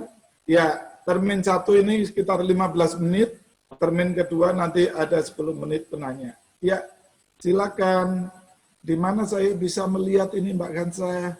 Belum ada ya kayaknya ya yang angkat tangan. Ya, karena belum ada yang angkat tangan, lihat pertanyaan dari teman-teman. Ini dari dari Bapak Riza Bakhtiar. Ini mau tanya ke Dokter Edi. Dok, saya mau tanya bagaimana mengatasinya jika pasien pada takut untuk datang ke rumah sakit karena rumah sakit merawat COVID. Dokter Edi kan juga merawat pasien COVID. Bagaimana menumbuhkan kepercayaan masyarakat untuk datang ke rumah sakit tanpa harus takut. Nah, Dok, itu pertanyaan tadi Pak Bakhtiar, mohon ditanggapi. Ya, Untuk nanti ya sebentar ya Bu Okta, setelah ini kita minta untuk Bu Okta tanya langsung. Silakan Dokter Edi. Oke, terima kasih Dokter Taufik, ya kan. Jadi memang karena Anissa merawat COVID, tetap sedikit banyak berpengaruh terhadap pasien non COVID, ya kan. Jadi kami itu dari 180 tempat tidur, ya kan, kita menganggarkan 47 tempat tidur untuk COVID. Dan sekarang sudah terisi 40 pasien. Kunjungan rawat jalan kami sebenarnya biasanya kalau non-COVID itu sekitar 1000-an, sekarang itu ada di angka 800 sampai 900. Ya, cukup berpengaruh tapi sekitar 100-an pasien aja, nggak terlalu banyak sebenarnya. Nah, kenapa masih cukup banyak pasien yang datang? Karena Anissa basisnya banyak pasien-pasien yang kronis. Jadi mereka tetap datang ke rumah sakit dan memang juga gedung perawatan rawat jalan dan gedung COVID rawat inap itu memang gedungnya terpisah, Bapak Ibu. Jadi tetapi memang banyak rumah sakit yang mengeluh, Dokter Edi, kalau kami tidak ambil COVID, mengharapkan pasien non-COVID, jumlahnya tetap menurun. Teman-teman, walaupun tidak ngerawat COVID, pasien non-COVID itu memang trennya menurun karena orang takut ke rumah sakit, juga mungkin secara ekonomi orang menahan diri di rumah. Nah, makanya saran saya ke teman-teman, ya kan, termasuk yang sudah dilakukan Anissa, udahlah kita ambil dua-duanya. Kita ambil perawatan COVID, kita ambil perawatan non-COVID juga, gitu kan. Tapi memang ekstra, high risk, high gain. 7,5 juta satu pasien, 7,5 juta satu pasien, kalau kita rawat 10 hari, kita dapat 75 juta. Bapak Ibu bisa hitung, 40 pasien yang kami rawat sehari, kali 7,5 juta, itu pendapatannya. Makanya ada tadi di chat juga saya baca, pendapatan nomor 2, Dokter Edi 500 sekian itu apakah COVID dan non-COVID, itu dua-duanya. Pendapatan dari pasien COVID dan non-COVID. Ya kan? Jadi pendapatan COVID kami bisa sampai sekitar 3 miliaran itu sebulan tambahannya. Ya kan? Jadi ini opportunity yang harus kita ambil, mengharapkan hanya pasien non-COVID itu semakin lama jumlahnya semakin sedikit menurut saya. Ya kan? Jadi untuk mempertahankan rumah sakit tetap bisa survive, bahkan bisa tumbuh seperti konsep Anissa itu adalah kami mengambil layanan non-COVID. Tetapi sekali lagi high risk, high gain. Ya kan? Risikonya besar merawat COVID, ya kan? Tapi gainnya juga besar. Nah, tinggal itu bagaimana keputusan dari manajemen. Strategi is about choice, Bapak Ibu. Strategi itu adalah memilih apa yang harus dilakukan, apa yang tidak dilakukan. Jadi sekali lagi kalau bicara strategi, jangan apa yang harus dilakukan, tetapi apa yang tidak dilakukan. Strategi adalah tentang pilihan, Bapak Ibu. Nah, kalau Bapak Ibu melihat strategi Anissa, Anissa memilih merawat pasien COVID dan non-COVID. Dasarnya apa? Karena pasien non-COVID semakin sedikit, kalau kami bertahan di sana tidak akan cukup menutupi biaya operasional. Maka kami merambah merawat pasien COVID, high risk, high gain, ternyata secara pendapatan juga meningkat, bahkan melebihi rata-rata tahun yang lalu. Seperti itu, Dr. Tony. Iya, terima kasih Dok untuk paparannya, penjelasannya. Luar biasa. Ini ada Bu Oktavianti. Ini Ibu Okta udah angkat tangan ini. Beliau mau tanya langsung. Silakan Bu Okta untuk tanya ke Dr. Edi atau ke Dr. AC. Silakan. Ya, Bu terima Oktavianti. kasih. Ya, Terima silakan. kasih Dr. Topik, terima kasih. Senang sekali bisa gabung. Saya ingin bertanya dengan Dr. Edi Hansa. Dari paparan dokter cukup menarik ini untuk implementasi di rumah sakit. Saya tertarik dengan tadi bahwa ada 4 champion yang di rawat jalan, rawat inap, dan beberapa area tadi. Itu orang-orang yang ditempatkan di situ harus mempunyai mindset yang 4 aspek tadi. Yang saya ingin tanyakan adalah bagaimana efektivitas upaya seperti apa kita bisa menanamkan ke pola pikir dari yang kita tempatkan di posisi yang strategik tadi, Dr. Edi. Itu yang pertama. Yang kedua, tadi dari human research tadi, kita tidak boleh hanya berpikir terhadap personalia saja sekarang yang menguruskan absen dan lain-lain gitu. Seorang human research itu harus bagaimana berpikir terhadap yang leadership, teamwork, dan culture tadi, itu apa bentuk implementasi yang harus dilakukan di bagian HRD ya Dr. Edi. Terima kasih. Dok. Ya, terima kasih. silakan, Langsung aja kita menghemat waktu. Jadi Anissa memang menggunakan struktur organisasi matrik. Bapak Ibu, memang Anissa kelihatan yang pertama rumah sakit di Indonesia yang mengadop konsep ini, karena yang lain sebagian besar menggunakan struktur organisasi fungsional. Rumah sakit selalu mengadopsi fungsional, fungsi medis, fungsi keperawatan, fungsi penunjang, fungsi SDM, fungsi keuangan. Nah, padahal layanan itu harus terintegrasi, bisa mengintegrasikan semua fungsi itu. Nah, itulah yang tidak ada, orkestrasinya yang tidak ada, dirijennya yang tidak ada. Nah, makanya Anissa 2015 kami mengadop konsep matrik itu, layanan itu ada di mana? Ada di rawat jalan, ada di rawat inap, ada di ruangan khusus, ada di IGD. Maka saya pasang orangnya masing-masing di situ. Nah, salah satu kriterianya adalah mereka jago di operation. Di operation mereka harus bicara cost di sana, mereka harus bicara quality di sana, mereka harus bicara delivery di sana, dan mereka harus mampu fleksibel. Kalau terjadi peningkatan pasien, terjadi penurunan pasien, terjadi penyakit infeksius yang meningkat, apa yang harus mereka lakukan. Jadi pembekalan itu memang kita berikan. Nah, beruntungnya Anissa ada yang megangin. Rumah sakit yang lain agak sulit untuk berpindah-pindah karena memang nggak ada yang memegangin khusus, ya kan? Jadi Bapak Ibu kalau rumah sakitnya kecil tidak mesti yang megangin itu 4, bisa aja 2, yaitu IGD dan rawat jalan 1 orang, rawat inap 1 orang misalnya. Itu adalah struktur organisasi matrik. Saya sangat merekomendasikan untuk Bapak Ibu pelajari struktur organisasi matrik karena Anissa sejak pakai itu cukup efektif di dalam kontrol biaya, kontrol quality, delivery, dan flexibility. Nah, untuk HRD, ya kan? Jadi sayang sekali kalau HRD itu identik dengan personalia. Ya kan? Personalia itu kan adalah mengatur yang administratif. Nah, di Anissa itu HRD itu lebih ke arah membangun leadership di berbagai macam lini, ya kan, termasuklah clinical leadership, bukan hanya managerial leadership, ya kan. Kemudian membangun budaya, membangun teamwork. Nah, itu bagaimana bentuk implementasinya macam-macam, ya kan. Kalau teamwork itu mereka dengan coaching bisa, dengan outbound, dengan pelatihan-pelatihan, ya kan, dengan penugasan. Leadership itu memang saya sendiri yang banyak turun untuk membantu HRD di dalam membangun leadership di level koordinator, di level manager misalnya. Bahkan untuk clinical leadership, memberdayakan komite medis itu saya sendiri yang banyak turun tangan. Nah, membangun budaya itu kita dengan artefak-artefak. Bisa dengan artefak kita yang kelihatan, dengan seragam, dengan slogan, dengan lagu-lagu, dengan macam-macam. Kemudian kita tanamkan values-nya. values kita misalnya adalah bekerja sebagai ibadah, ihsan dalam pelayanan, itu kita tanamkan terus-menerus ya kan, lewat pengajian, lewat meeting-meeting semuanya. Sampai itu menjadi behavior. Kita belajar dari perusahaan Jepang misalnya, bagaimana mereka menanamkan 5S. Ya kan?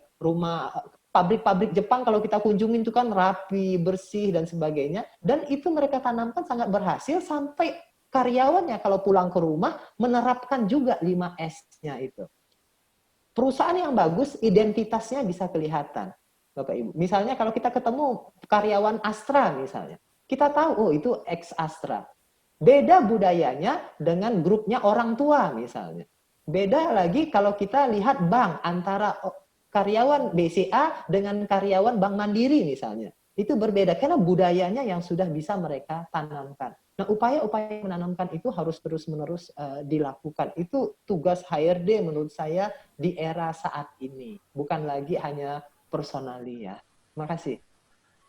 Saya bisa sambung Ya. pertanyaannya Pak Taufik, Pak Dr. Taufik dengan Pak Edi. Dari Pak berurutan ya, mohon maaf Pak Eri, sebentar ya, angkat tangan dulu supaya nanti antrian Pak ya. Hermansyah itu, Dr. Taufik. Saya Pak Hermansyah, ya sebentar Pak Hermansyah, masih ada yang ngantri. Bapak pasang raise ya. Saya pasang raise hand ya tadi. Raise hand di reaction itu. Oh, Ya. ya dah, oke, silakan Pak. Ya. Baik, selamat siang Pak Edi. Saya dengan Pak Herman, Pak. Saya dari Rumah Sakit Umum Daerah Sumbawa, NTB. Kemudian tadi mungkin hampir sama, ada perbedaan perlakuan sepertinya kalau saya lihat apa yang disampaikan oleh Pak Edi dengan Rumah Sakit Umum Daerah Sumbawa yang saat ini saya jalani gitu. Oke. Pertama dari sisi leadership, bahwa Rumah Sakit Umum Daerah itu agak sedikit kental dengan politik terkait dengan struktur.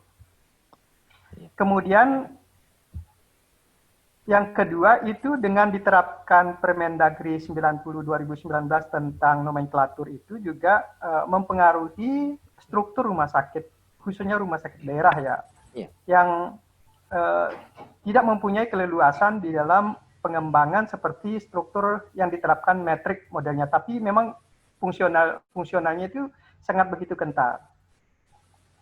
Nah, itu agak sedikit terkait dengan manajemen ya, karena kalau saya melihat bahwa fokusnya tadi ke leadership manajemen itu yang seolah-olah bahwa kita tidak mempunyai pemikiran itu, seperti itu agak susah. Kemudian terkait dengan operasional rumah sakit, kalau di rumah sakit kami itu kan 60% itu untuk operasional dari pendapatan ya. Nah, 60% ini tidak banyak bantuan yang diberikan oleh pemerintah daerah, sehingga memang dengan status BLU-nya rumah sakit itu agak sedikit kelimpungan terkait dengan operasional. Karena memang apalagi pada saat pandemi saat ini, tentu biaya operasional itu jauh lebih besar gitu, seperti itu. Sementara subsidi dari pemerintah daerah itu kecil, sehingga itu membuat cash flow rumah sakit itu sedikit tidak seimbang. Nah, bagaimana tanggapan Pak Edi kalau seperti ini, Dr. Edi? Terima kasih, Pak. Ya, terima kasih Pak Hermansyah. Silakan Dr. Edi. Ya, saya juga salah satu Dewan Pengawas di rumah sakit pemerintah. Memang problem di RSUD itu sebagian besar adalah seperti itu. Tahun direktur diganti, ya kan? Kadang baru 8 bulan diganti, tiba-tiba dokter diganti, dipindah ke dinas sosial gitu ya. Kadang-kadang dipindah kemana gitu. Itu menciptakan ketidakstabilan dari kepemimpinan. Ya kan? Nah, ini sebenarnya sangat kita sayangkan, ya kan? Rumah sakit daerah akhirnya semakin ke sini ya semakin kewalahan menghadapi rumah sakit swasta yang sangat fleksibel, ya kan, yang sangat agile, sangat gesit, menangkap peluang gitu ya kan. Nah, ini tantangan sebenarnya bagi teman-teman di Arsada, Asosiasi Rumah Sakit Daerah, kalau cara pengelolaannya masih seperti itu, ya akan berat menghadapi rumah sakit swasta di masa depan. Bagi kami di rumah sakit swasta, struktur organisasi itu bisa berubah kapan saja, disesuaikan dengan tujuan. struktur organisasi itu berubah kalau tujuannya berubah, ya kan? Kan cara kita mengorganisasi orang tergantung dari tujuan. Kayak kita main sepak bola, tergantung lawannya. Mau 4-4-2, mau 3-5-2-1 dan sebagainya. Itu kan adalah struktur. Jadi struktur organisasi tidak boleh rigid, harus dirubah kalau tantangannya berubah, kalau tujuannya berubah, gitu kan? Nah, itu yang memang sulit bagi RSUD. Jangankan stabil di struktur organisasi, stabil di orangnya saja itu sulit. Nah, mengenai pendapatan, memang 60% dari penghasilan, dari pendapatan itu digunakan untuk operasional BLU, dan apalagi dengan biaya-biaya yang meningkat sekarang, itu menyebabkan menjadi kesulitan keuangan BLU, BLUD itu, gitu kan. Nah, itu ya memang akhirnya opportunity sulit ditangkap lagi, ya kan? Sulit ditangkap lagi oleh rumah sakit pemerintah, ya kan? Nah, swasta yang gesit bisa menangkap peluang-peluang ini. Jadi Pak Hermansyah, saya memang belum bisa banyak bicara untuk rumah sakit pemerintah, karena nanti mau merubah ini aturannya ini, mau merubah ini, merubah tarif saja nanti kita harus perda lagi. Ya, Jadi betul. ya memang sulit, ya kan? Padahal swasta semakin agresif, semakin agile. Ini menjadi PR yang harus Pak Hermansyah bawa di Asosiasi Rumah Sakit Daerah. Kalau cara kita ngelola RSUD seperti ini, lah bisa berat ke depannya menghadapi swasta ini yang sangat gesit menangkap peluang. Tarik BPJS sama-sama melayani BPJS, nggak ada lagi captive market untuk rumah sakit pemerintah. Udah dibuka sejajar semuanya. Memang harus berubah ya RSUD itu pengelolaannya. Makasih. Ya, terima kasih. Pak Herman tadi juga sudah bagus dalam mengelola ya. Jadi, makasih Pak Herman untuk sharingnya. Jadi, Makasih, Dokter Pak. Edi, ya jangan lupa loh ya Dokter Edi nanti di trainingnya untuk organisasi metrik dijelaskan yang lebih lengkap ya. Oke, Ya. siap. Bisa Anda silakan untuk menyampaikan pertanyaannya. Terima kasih. Saya ya dari Rumah Sakit Bakti Asih. Ya, Pak Dadan, ya silakan. Assalamualaikum warahmatullahi wabarakatuh. Waalaikumsalam. Waalaikumsalam. Terima kasih kepada Dr. Ediansyah nih, karena Dr. Ediansyah sudah beberapa kali bahkan kami meminta untuk mengajari rumah sakit kami Bakti Asih. Alhamdulillah ya, pada saat sekarang ini pandemi, malahan rumah sakit Bakti Asih menambah tempat tidur, juga malah menambah pegawainya. Cuman ada beberapa masalah sebagai tuntutan dari perubahan tersebut. Bahkan organisasinya juga sudah mengikuti apa yang disarankan oleh Dr. Ediansyah. Cuman masalahnya adalah sekarang itu bagaimana dalam rangka flexibility tadi di tatanan operasional, kan sekarang ini pasien banyak. Kemudian kelasnya juga kan kadang-kadang kelas 3 yang membutuhkan, bahkan seringnya itu kelas 3. Nah, bagaimana mendesain tempat tidur untuk mengikuti tuntutan tersebut, Dokter Edi? Karena kalau di BPJS kan sudah ditetapkan jumlah kelas 3 itu sekian tempat tidur, kelas 1 sekian tempat tidur, kelas 2 sekian tempat. Tidak bisa kita merubah-rubah lagi didaftarkan ke BPJS atau Hafiz ya.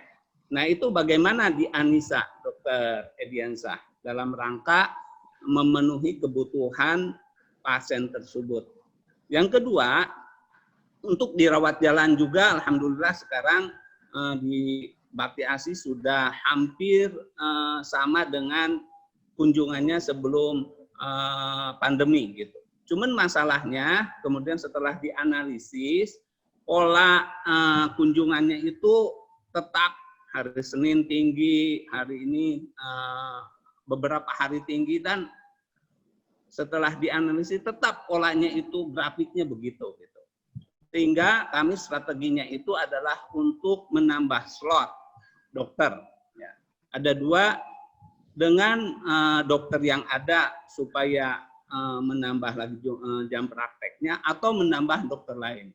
Masalahnya adalah si dokter yang ada itu tidak mau menambah slot, tetapi tidak juga mau menambah dokter lain untuk rawat jalan. Itu bagaimana pendekatan kepada dokter yang ada, yang sudah ada di Bakti Asih misalnya, agar si dokter itu mau menambah atau mau menambah dokter lain. Terima kasih.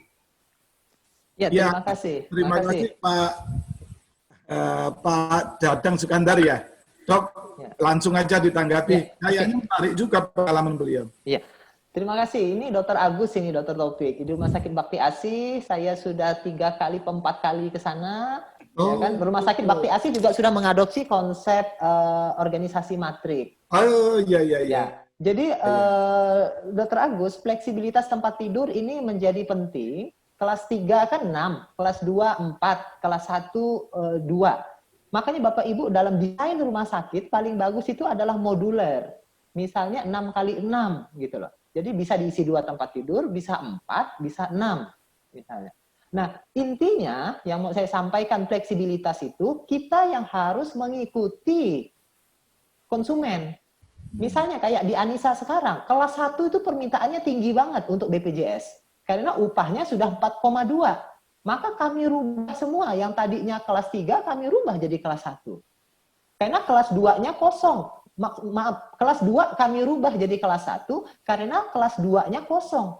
Karena tadi gajinya 3,9 tahun lalu UMK-nya dapat kelas 2, sekarang jadi 4,2 pekerja penerima upah, benefitnya jadi kelas 1. Ya kami rubah semua, kami hilangin 2 tempat tidur.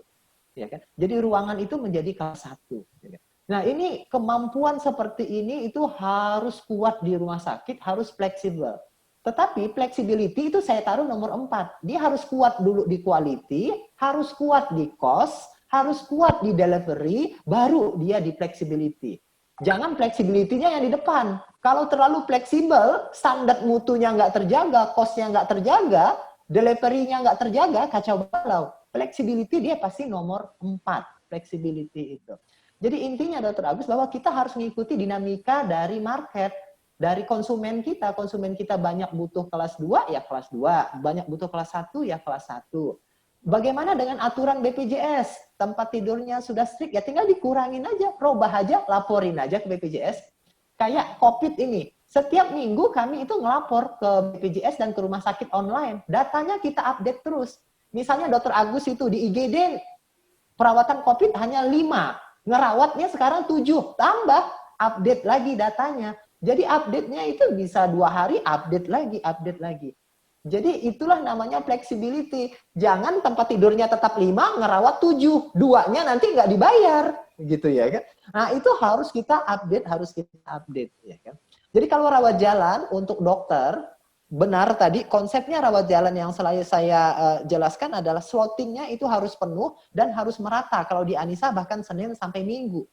Supaya apa? Kita mengatur tenaga perawat di pagi dan sore, produktivitasnya akan sama. Persoalan Dr. Agus adalah dokternya disuruh nambah jam nggak mau, nambah dokter baru nggak mau, gitu kan? Masa rumah sakit hanya sebatas dokter itu sendiri? Ya kalau saya harus diajak bicara, Kalau tidak sepakat ya sudah, jabat tangan dok, ya kita nggak sepakat. Karena rumah sakit tuh dua-duanya kerjasama 2 pihak, dokter dan rumah sakit, gitu ya kan. Jadi nggak bisa dokternya saja yang ingin besar, rumah sakitnya enggak. Kita bayar gaji karyawan, kita harus menjaga pendapatan dan sebagainya, gitu ya kan. Jadi hal seperti itu butuh ketegasan leadership, tapi lewat negosiasi, pendekatan dan sebagai pilihan jabat tangan perpisahan kan itu terakhir. Itu kemampuan negosiasi kok Dr. Agus ya kan. Clinical leadership-nya dioptimalkan. Kalau di Anissa komite medisnya yang kuat. Kalau dokter spesialis dihadapkan dengan manajemen berantem. Tapi kalau dokter spesialis dihadapkan dengan komite medis, nah dia agak soft. Ngobrolnya di kamar operasi, misalnya dia cerita. Ketua komite medis itu harus optimal. Di Anissa ketua komite medisnya cukup kuat ya sebagai clinical leaders di rumah sakit. Makasih, Dr. Agus. Terima kasih, Dr. Edi. Ya, makasih Pak Dr. Agus ya. Tapi namanya Dadang Sukandar, jadi nggak tahu. Oke, kita lanjutkan. Ada pertanyaan dari chat. dari Pak Panji Satrianto. Ya, Dokter Edi mau nanya, ada kecenderungan pasien saat ini juga menolak isolasi COVID di rumah sakit kami. Kunjungan isolasi di rumah sakit kami, kunjungannya malah menurun. Padahal kami sudah berinvestasi mengurangi kamar rawat inap dan menjadikan kamar isolasi untuk pasien COVID. Bagaimana nih Dokter Edi cara mengatasinya? Mohon saran. Nah, itu tadi kayaknya fleksibilitas tadi ya Dok ya, harus di nomor 4. Mungkin Dokter Edi yang bisa menjelaskan. Silakan Dok. Iya, memang susah juga ya, sudah investasi perawatan COVID, ya kan? Ada pasiennya, tapi pasiennya nggak mau, gitu ya kan? Ya, isolasi mandiri, ya kan? Ya. Kebanyakan, ya kan? Nah, ini kan adalah kemampuan kita mengantisipasi, ya kan? Kemampuan kita mengantisipasi. Jadi kayak pengalaman di Anissa aja, saya jelaskan ke Bapak Ibu.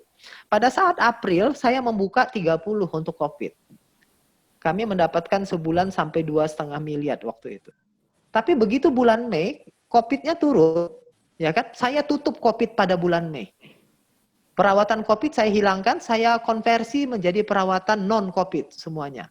Mei, Juni, ya kan?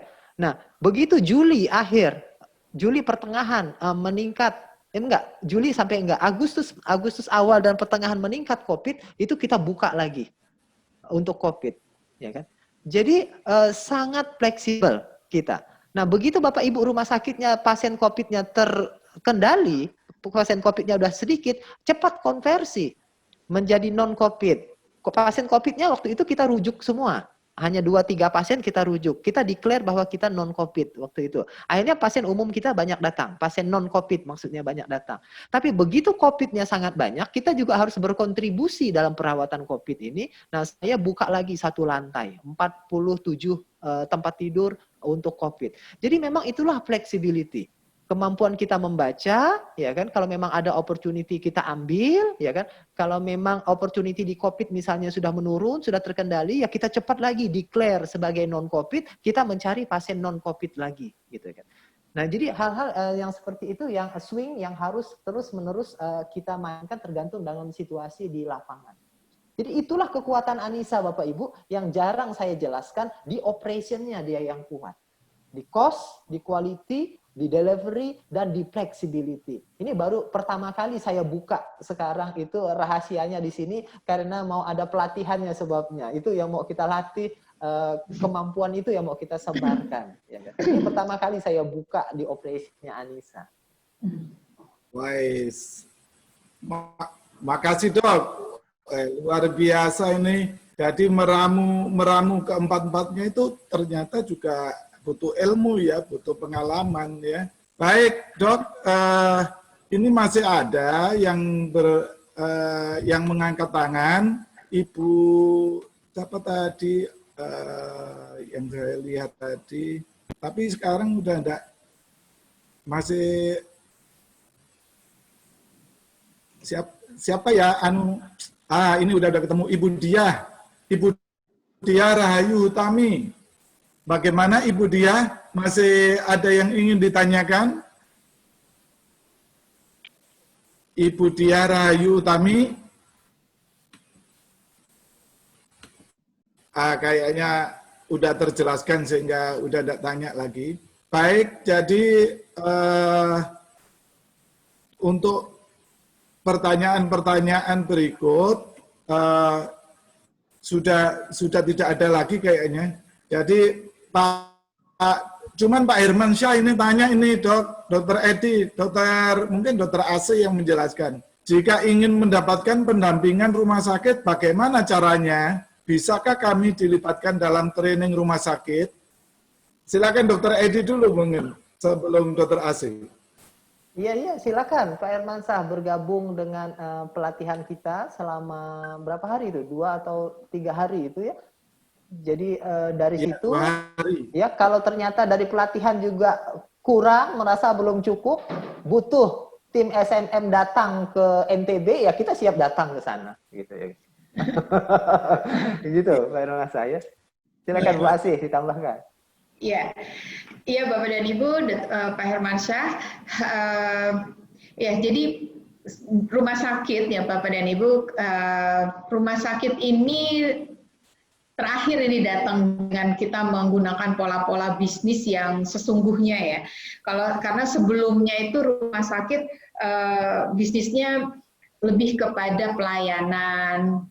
Nah, kemudian masuk hukum. Jadi kita lihat proses reformasi di rumah sakitan ya, masuk hukum, mulailah kita ada kebijakan dan peraturan-peraturan. Nah, kemudian masuk JKN. Nah, baru kita bicara sadar biaya, dan biaya itu dikaitkan dengan mutu. Nah, lalu barulah kita sekarang, oh ternyata ternyata swasta makin tumbuh, dan ternyata untuk menjalankan rumah sakit ini kita perlu ada kiat-kiat, tidak bisa sederhana seperti dahulu lagi karena padat modal, padat biaya, ya, padat modal, padat keahlian, kemudian juga sistem pembayarannya ada risiko, kemudian perubahan-perubahannya juga semakin cepat, peningkatan mutunya juga semakin ditekan. Nah, dari situ kita mulai mengaplikasikan, jadi apa yang kami sampaikan beberapa jam ini, beberapa waktu ini adalah apa yang sudah diaplikasikan di bisnis yang biasa. Jadi misalnya untuk menjalankan bisnis perusahaan di industri lain ya, misalnya di industri perbankan atau di industri jasa yang lain, apalagi kalau di manufaktur ini sudah lebih detail lagi.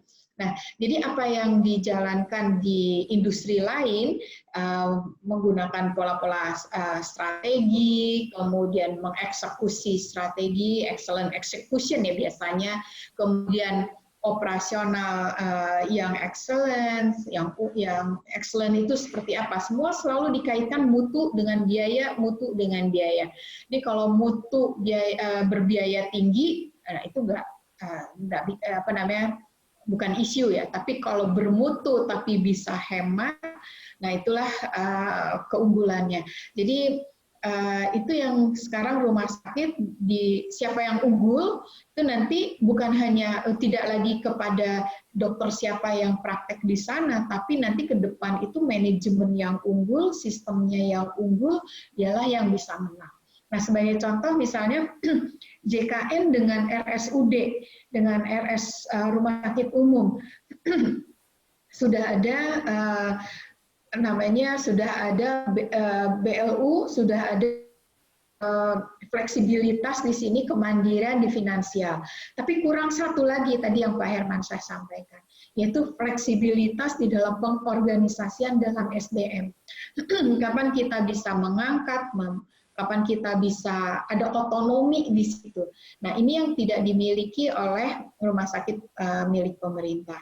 Nah, sementara di swasta dia memiliki memiliki fleksibilitas otonomi yang berdasarkan pada otonomi tadi. Nah, lalu strateginya seperti apa? Jadi nanti bisa terlihat nih strategi dan mengeksekusi strategi di rumah sakit swasta dengan di rumah sakit pemerintah. Nah, ini akan ada sedikit perbedaan di level operasionalnya. Ini silakan Bapak dan Ibu nanti untuk yang membutuhkan dan hadir di pelatihan kita tanggal 24-25 ya kan saya, 24-25 September. Nah, kalau ternyata masih memerlukan pendampingan, nanti tergantung dari situasinya pendampingan Bapak itu apakah untuk agresif maju, itu ada lagi cara-caranya, teknik-tekniknya. Untuk corporate turnaround, artinya kita balik arah, kita tata ulang dari awal, itu juga bisa. Jadi silahkan menghubungi kami, email juga ada, telepon juga ada, silahkan Pak. Ya, begitu Dr. Taufik. Oke, makasih Dr. Asih. Dok, Mas Adab, ini ternyata ini banyak yang senang ini. Ada yang bertanya lagi nih. Izin bertanya Dr. Edi dari Rumah Sakit Baitul Hikmah, Dr. Lukman di Kendal.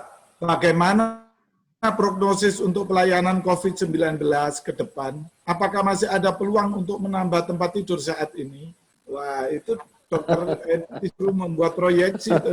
Gimana dok? Kalau pengalaman dokter? Iya, kalau kita melihat tren kasus, ya kan, para epidemiologi ya menganggap bahwa ya masih akan berat Indonesia ke depan gitu loh. Artinya akan masih banyak kasus COVID ke depan, ya kan. Jadi memang rumah sakit bahkan Menkes ya Kementerian Kesehatan sudah membuat edaran kan. Kita diminta menambah kapasitas baik ruang isolasi maupun ICU ya kan. Jadi kita memang harus siap-siap untuk menambah kapasitas ya kan. Nah, itu dari sisi normatifnya. Kalau kita bicara dari sisi bisnis, ya, teman-teman bukan hanya ini kewajiban kita sebagai rumah sakit menjaga keselamatan pasien-pasien COVID, tapi dari aspek bisnisnya pun sebenarnya ini cukup baik gitu loh. Karena ada tarif 7,5 juta. Ya kan? Jadi kalau menurut saya ke depan tergantung daerahnya ya. Kalau kami di Jabodetabek bahkan sampai akhir tahun pun itu masih akan kencang ini untuk pasien-pasien COVID. Kami preparing untuk itu. Ya kan? Cuman yang jadi masalah kalau pasien COVID-nya kebanyakan, non-COVID-nya nanti nggak dapat tempat. Ya kan? Nah ini bagaimana? Nah trade off-nya ini harus ada. Nah ini saya lagi mensimulasikan trade off-nya. Dan teman-teman di Bali juga sudah menyampaikan ke saya, Dr. Edi, kami mungkin 4-5 bulan lagi akan kebanjiran pasien-pasien melahirkan dengan COVID. Padahal OK yang menyiapkan operasi seksio untuk COVID itu sangat sedikit. Nah, ibu-ibu melahirkan yang COVID positif mungkin dalam 4-5 bulan itu akan meningkat jumlahnya. Bagaimana kita mengantisipasi ini?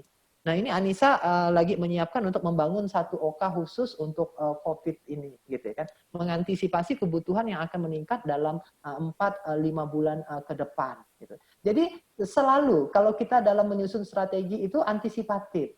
Jadi kita bukan follower, kita harusnya yang di awal kita mendesain dulu, memproyeksikan dengan ilmu yang kita miliki, kira-kira trennya kemana, lalu apa yang harus kita lakukan, gitu kan? Dan dieksekusi dengan baik.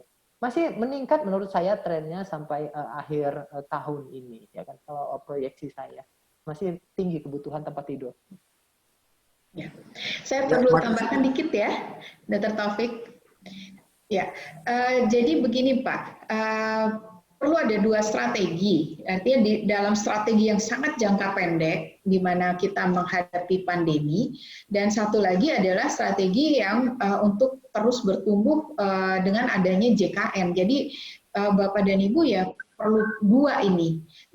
Nah ini yang tadi dicontohkan kan seperti itu. Jadi untuk kalau kita ingin mengambil peluang di COVID yang sekarang ini dengan segala konsekuensinya, nah kemudian juga kita mempersiapkan ada perubahan besar di tahun 2021 kalau Bapak dan Ibu masih menginginkan sumber pendapatan utamanya adalah di JKN nanti. Nah, itu persiapan ke arah perubahan-perubahan tuntutan yang kebijakan baru di JKN juga disiapkan. Artinya di sini mungkin ada dua tim nanti ya, dari tim yang melihat peluang COVID dan satu lagi tim yang menyiapkan untuk yang jangka panjang JKN, karena JKN ini kan diaturnya di dalam undang-undang dan umurnya panjang, dan ini yang pasarnya yang tetap ya dan tumbuh terus. Jadi saran ya kami yang melihatnya ada dua di sini, ada proses untuk transformasi jangka menengah jangka panjang.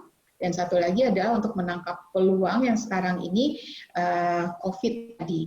Ya, dengan ya, apakah kita mau masuk ke COVID atau tidak, atau kita COVID iya dan juga yang tidak COVID juga. Nah itu perlu dipertimbangkan dengan masak-masak begitu Pak dan Ibu. Ya. Begitu Dr. Taufik. Terima kasih. Terima kasih Dr. Asih.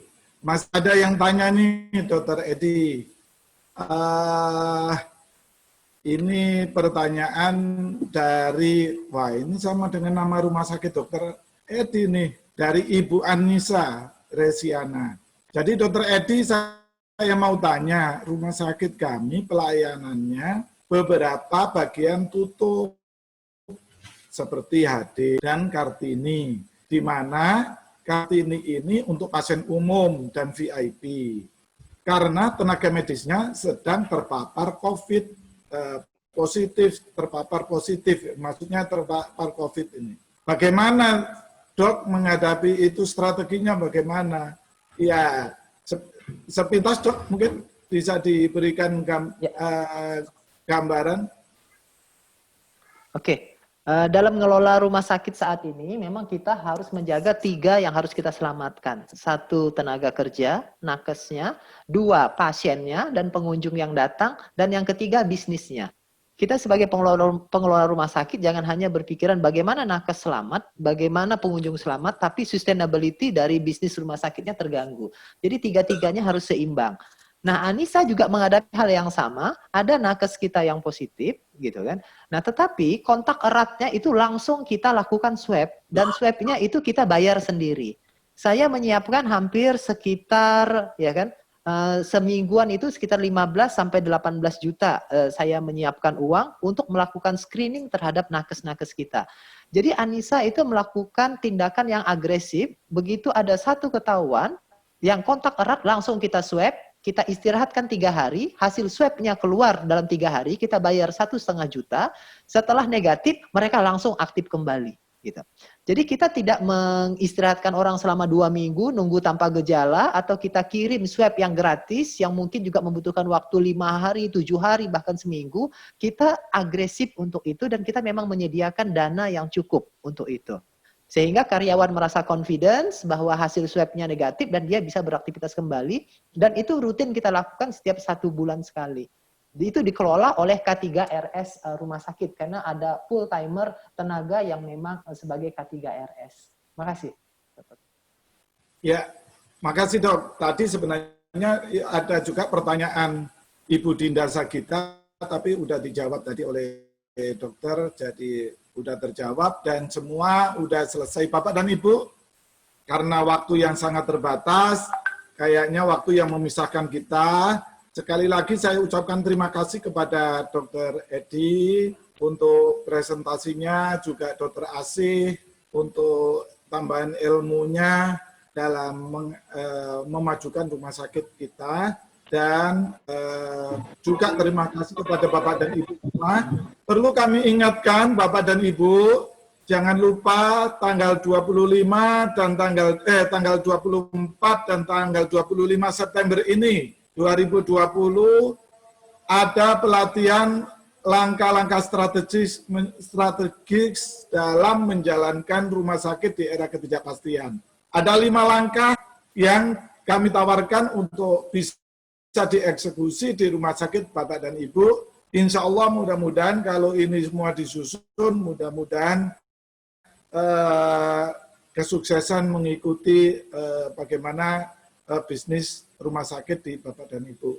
Akhir kata, mohon maaf apabila ada hal yang kurang berkenan. Saya akhiri sekian. Terima kasih. Assalamualaikum warahmatullahi wabarakatuh. Selamat siang. Waalaikumsalam. Waalaikumsalam. Waalaikumsalam warahmatullahi wabarakatuh.